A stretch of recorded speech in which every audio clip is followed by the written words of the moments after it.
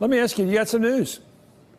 That's right, Chris. So I was just communicating with Senator Blumenthal, and since May, Senator Blumenthal has been working on a break-the-glass option to try and protect Mueller's work. As you know, Senate Majority Leader Mitch McConnell has refused to move legislation to protect Mueller that was moved out on a bipartisan basis from the Judiciary Committee. Well, this is a break-the-glass option that would simply require that Mueller's work be protected in the event that he is stifled or fired. And Senator Blumenthal has been talking with Republicans about this, Chris, for a couple of months. He thinks that there is some support for it because it is simply, at this point, about transparency, to make sure that no matter what happens, if Mueller were squeezed, that his work could be preserved.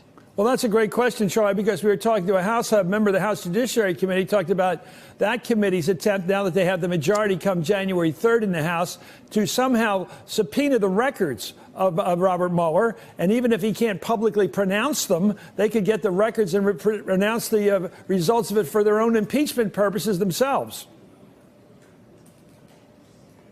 Charlie? Okay, Charlie, let me go back to Charlie. Can you hear me now? Let me get back to Heidi. We've had this problem. Heidi, can you hear me? Yes, I can hear you. Okay, let's talk about that. What about the steps that can be taken by either houses? You raised the question of Blumenthal from Connecticut talking about it, but he's got to get that through the Republican majority. They've got maybe 54 Republican senators standing in the way and helping the president, protecting the president, not questioning the president or helping Mueller, but hurting Mueller. Right, and the early indications are that we've seen a major shift from last summer, Chris, when it seemed that there was bipartisan agreement in the Senate that they would stand strong against any move on the special counsel. The early reactions that we're seeing out of the Senate are simply, one of the strongest is from, frankly, the guy who's leaving, Senator Flake, who says we must move this legislation, but we're not seeing a strong response from anybody else. And Democrats, well, they don't take control of the House until January. So folks that I talk to, sources that I talk to, say if anything happens, it could happen pretty quickly in terms of Mueller potentially issuing indictments, and a decision will need to be made in the Senate whether there's going to be any kind of pushback. And right now, we just don't see that indication. Well, Senate Majority Leader Mitch McConnell warned House Democrats of using their new authority they'll get in January to launch investigations of Trump. Let's watch him.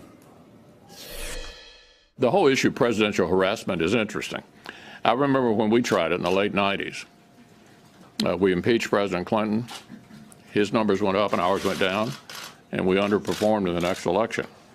So the Democrats in the House will have to decide just how much presidential harassment they think is good strategy. I'm not so sure it'll work for them. You know, I don't think the Democrats should take advice from Mitch McConnell because he's not operating or speaking in their interest or in the interest of the country in this regard. Why would he tell them not to take up their constitutional responsibility if Mueller comes out with it, basically the basis for an impeachment charge, and not to operate on it? Why would anybody think that's the right thing for America, Charlie? Yeah, well, I don't think they're going to take that advice. You know, it occurs to me, though, that President Trump insulted two institutions today. He insulted the U.S. Senate by implying that they would become complicit in his obstruction of justice by going after the House of Representatives. That would be interesting to hear from, Mitch McConnell on that as well. He also really insulted the Department of Justice by putting in the acting attorney general's position really a pliable lackey as opposed to a credible attorney general. And it's going to be interesting to see how this all plays out. You know, I understand the people who say that they're seeing this strategic genius here. This almost smacks of desperation when you think about the president waiting till the day after the midterm elections, this day when we know that Mueller, is maybe, ending this pause, to take an action this extreme, this dramatic. Well, how about this? Suppose he knows that Mueller was waiting until the election was over. You know, like Micah was waiting for the mother to die before he kills his brother. He's waiting for that. Yep. You know how it's done. So he says, wait a minute, he's going to operate any day now. He's going to come out with something against me and my family. I'm going to operate first. I'm going to get rid of this AG I don't trust. I'll put in a guy that you say is pliable. I think that's fair. And I'm going to begin to have steps ready to take against Mueller even before. How do we know this is the last step? How do we not know, Charlie and Heidi, tomorrow morning we get up and there's another step he takes along the lines of, I'm going to prevent Mueller from grabbing my kids? Because I really think that's what it's about. Trump has got to protect his family against indictment. Well, Chris, the problem here is transparency at this point, right? Because this is what was described to me and my colleagues when we were reporting on this issue as the so-called straitjacket approach that Judiciary Committee Democrats in both the House and the Senate were concerned about, that if there is that next step taken, we just won't know. Because the bigger threat all along has not been that the president would outright find a way to fire Mueller, but that he would squeeze him and cut off his resources. And that is, we'll find out. We wouldn't know, at least at this point. Well, Charlie, that's already something that the new Attorney General, the acting Attorney General, Whitaker, has already said, that he could start starving the guy. Suppose he says no more typewriters, no more computers, no more assistants, no more clerical help. You're finished, buddy. Your cell date is up. Now, report or go away, or neither. Just don't talk anymore because you're not having it. I'm not going to pay for your room rent anymore. What's to stop this new Attorney General from doing that, the Mueller?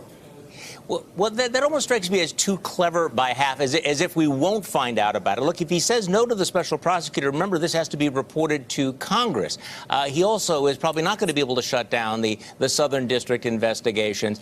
You know, and that's why I think that, you know, maybe they think that this is the way that they're going to, you know, have a stealth Saturday night massacre. But nothing like this is going to be. There will be transparency at some point, and that's why what happened in Congress, this has changed the reality. And I'm not sure that the president fully understands how much trouble he is in, or what he has done by taking this particular step. But there's no question about it. I mean, it is a significant thug move by the president to take this action today, you know, when we're hearing about the anxiety about Don Jr. I mean, this is the day that's been circled on the calendar for a very, very long time. And it certainly indicates that he was fearful that, that Mueller might drop something very, very, very soon. Well, as Shakespeare said, whether to suffer the slings and arrows of outrageous fortune or to take up arms against a sea of troubles and end them. And my question, Trump is probably thinking very much like Hamlet and is thinking, I better act.